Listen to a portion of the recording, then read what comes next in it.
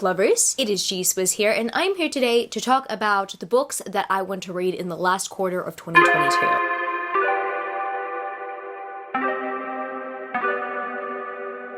I cannot believe we are in the last quarter of 2022. Every single time I make these quarterly TBR videos, I feel like I made the other one yesterday. That is exactly how I feel about my last quarter. We've hit October. It's just a little bit overwhelming. However, it is exciting that we're almost at the end of the year, which means that we're gonna start doing some very fun wrap-up type of videos. You know, the ones with the lists and stuff. I love list videos. I'm really looking forward to that. But in the lead up to all those list videos, in the lead up to my favorite books that I read this year, maybe even the most disappointing books that I've read this year, there's still some books that I really want to get to. So I've curated a TBR pile filled with books that I do want to get to at least by next year to see whether they will make that list or not. And majority of this list today are new or soon to be released books, with the exception of one book that I will be mentioning on top of all of that. I at least want to get to that book before a certain deadline that requires me to read it before December/January. So I guess without further ado, we're gonna get straight into this quarterly TBR. I'm gonna let you guys know what I plan to read by the end of the year, and fingers crossed I will get to them. So the first book I've got to mention that I do want to prioritize this quarter, that's not necessarily a new release, it's actually very much a backlist book. However, the Arcane Society, who are a bookish subscription service that cater to fantasy book lovers, they, for their December/January renewal, are planning to do special editions of Savage Lands by Stacey Marie Brown. I mean, it's not necessarily confirmed, but based on the aesthetics that they've given, it's most likely going to be Savage Lands. And it's definitely Stacey Marie Brown, considering that's been hinted at as well. I wanted to read this initially before the Bookish Box set reveal. However, I'm not a fan of the Bookish Box set that much. I wouldn't spend 400 Australian dollars on that set. Whereas with the Arcane Society, a lot of the time they're usually cheaper. But also, fingers crossed, I'm going to like their set. I do like the aesthetics that they've shown off to us so far, so it's looking promising at the moment. The closer we get to the reveal of maybe what the first book will look like, that is when I will consider renewing and getting that set. But I also want to be convinced to get the special edition set by actually reading the source material itself. I mean, I know, I have the original set, but I cannot help myself with special editions sometimes, and a lot of the time I think to myself, what if that series is going to be my new favorite series? But I need to be wise here, and I need to actually read Savage Lands to confirm that this series is potentially going to be a new favorite. So I at least want to get to this first book before renewing my Arcane Society subscription for the month. I really want to jump at the chance. However, I need to know whether I'm going to like this or not. And honestly, based on everyone's recommendations and the people who have been recommending the books, them being reviewers that I trust, I kind of know that I am going to enjoy the series to some capacity. So I'm at least excited to get to the first book by the end of the year, and I'll let you guys know how I go with it. And now we move on to the new releases/anticipated releases. And the first anticipated release that I actually have on my TBR, because this advanced reader copy was provided to me by the publisher, guys, I have an advanced reader copy of Bloodmarked by Tracy Dion. I've actually started this, but upon starting it, I realized that I did want to reread Legendborn before going into it. I mean, as soon as I got the arc, I just had to read the first few chapters, and you know what? That's what I did. But I want to reread Legendborn because there's so much that we need to recap here, and I also put that on my rereads TBR for the year. So I am planning to reread Legendborn before getting into Bloodmarked. This is really exciting. I cannot wait to get to it. I'm happy that I at least have a physical copy because I know that my Fairy Loot editions aren't gonna come for a very long time. And with Legendborn, I'm probably gonna listen to that on audiobook. I cannot wait to continue on with the series. It has been 2 years since we all read Legendborn and we were all blown away. I can't deal. I need to get back into this world. I need to follow Bree again. I just cannot wait. Honestly, I'm so hyped after reading the first few chapters of Bloodmarked. I reckon that this might just be one of my favorite books of the year. I don't know. We'll see. Stay tuned for my top books of the year to find out. And the next book I've got to mention that is on my Q4 TBR could also be a potential favorite for the end of the year. I don't know. I really hope that the sequel does not let me down. Guys, I'm talking about Heart of the Sun Warrior, which is the sequel and the conclusion to the Celestial Kingdoms duology by Su Lin Tan. This, I believe, comes out right at the end of the year. I could potentially read it before the year ends, but if not, it will happen open sometime at the beginning of next year. I am planning, however, to read it by the end of the year to see if it can make my top whatever list. I think I'm going to do a top 22 this year. I really hope that it does make that because I did enjoy Daughter of the Moon Goddess. It took me a while to get into. I wasn't invested in the first 150 pages, but once I got past that, I was hooked. And I just really hope that the sequel keeps me from the first page. I just know that last year I was let down by a lot of duologies, and I did mention a few duologies in my most disappointing reads of last year, and I honestly don't want to end the year off the same way, so I really hope that the sequel is not disappointing. And speaking of anticipated releases I really hope are not disappointing, I have to bring up A Light in the Flame by Jennifer L. Armentrout. Now, I'm worried about this book because The War of Two Queens really disappointed me. I loved A Shadow in the Ember. A Light in the Flame is in the Shadow in the Ember series, the Flesh and Fire series. It's not in the same series as From Blood and Ash. It's technically in a prequel series. So I have a bit more faith in it because I did enjoy A Shadow in the Ember. There's so much more to be explored in the main relationship in the Flesh and Fire series. So I'm looking forward to it in a sense that I know that there's still a lot that we haven't yet covered. Whereas in the Blood and Ash series, I felt like we covered a lot of ground, and then The War of Two Queens was just a bunch of repetition that we didn't necessarily need. I hope that A Light in the Flame doesn't follow the same pattern in replicating too much from the first book, but I have a bit more faith in it because it's a sequel, and I just really hope that Jennifer does the ship justice because I love Sarah, I love Nyktos, I want to see them happy. I really hope they're going to be okay in this one. But I just know for a fact that once A Light in the Flame comes out, I'm not going to have a life for that week. I remember A Shadow in the Ember when it came out, I was consumed by it. And the next book that I have to bring up on my Q4 TBR is not a sequel. I believe it's a standalone, or I believe it's a start of a series, but what I do know is that it is definitely starting something new. And that, my friends, is Poster Girl by Veronica Roth. Yes, that Veronica Roth. Divergent Veronica Roth. Chosen Ones Veronica Roth. I am so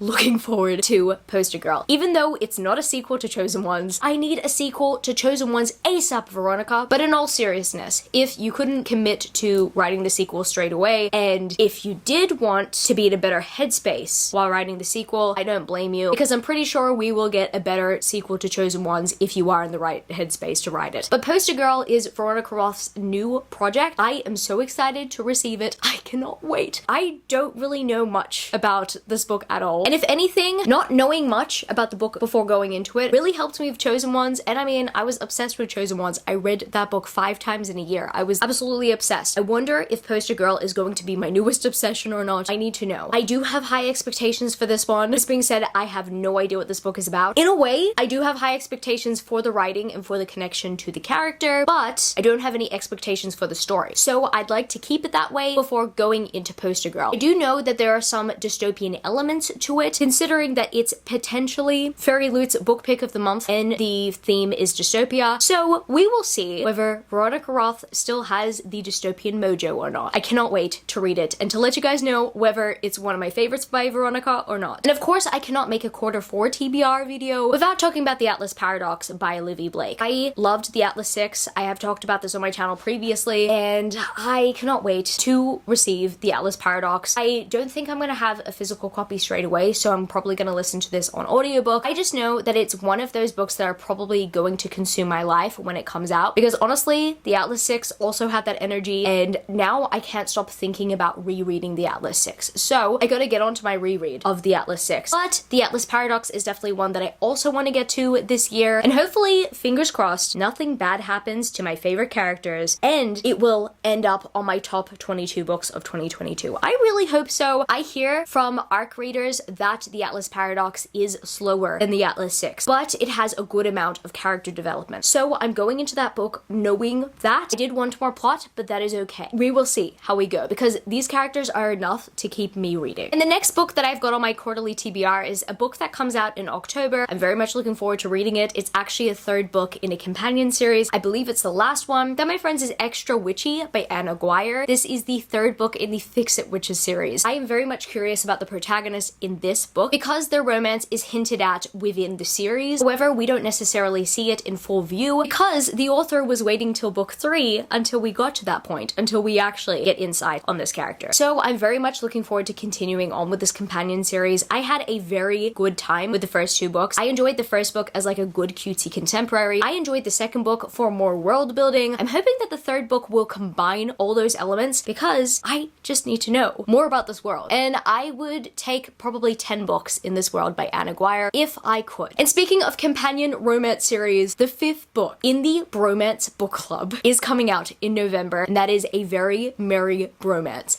I cannot wait for this book. And I believe it's going to be Christmas themed based on the title. The Bromance Book Club series is just full of wholesomeness, but also I love how every single one of their stories kind of connect because this romance companion series essentially follows a different member of the Bromance Book Club. I just need more Bromance Book Club in my life. Once again, I could take 10 or 20 of these Bromance Book Club books and I will be happy forever. I'm completely obsessed with the Bromance Book Club series. I pre-ordered the audiobook immediately. I pre-ordered the paperback immediately. I need both of them in my life as soon as possible. But yeah, I just really need this in my life. And I know that after maybe some of these heavy books that I've mentioned on my TBR, this one is going to be a light in the potential darkness. And the final book I've got to mention on my Q4 TBR for 2022 is the 3rd volume in the Lore Olympus series. I absolutely adore the Lore Olympus series. Volumes 1 and volumes 2 broke my heart and in some ways glued the pieces of my heart back together. I just find this series so wholesome, but at the very same time, I find it very emotional. I love Hades and Persephone's journey in this series, and it's so different from what we read. In Hades and Persephone reimaginings, I think we're just used to them having miscommunication issues, or it's just not being as wholesome, but Lore Olympus has so much wholesomeness. I am so here for it. I am absolutely obsessed with this graphic novel series. I got Camilo obsessed. I'm really happy he is, because this series is just absolutely worth that hype. I needed to know immediately when volume 3 came out, and it's listed on websites as either October or November, so I really hope that I'm able to get to volume 3 by the end of the year, because 100% the first 2 volumes are some of my favorite books I've read this year, and I cannot wait for more. So I guess that's gonna be it for this video today, book lovers. If you happen to stay to the end of the video, leave me the red heart emoji in the comments, and if you happen to enjoy this video, don't forget to give it a thumbs up and subscribe to my channel if you haven't yet already. Join the amazing community of book lovers, and also I have social medias. @GSwizzleBooks on Twitter and Instagram, and I'm also Goodreads. That's www.goodreads.com/gswizzle, and finally, I'm at TikTok. @GSwizzle on TikTok if you want to follow me there for some bookish content. I love you, book lovers, and I will see you later.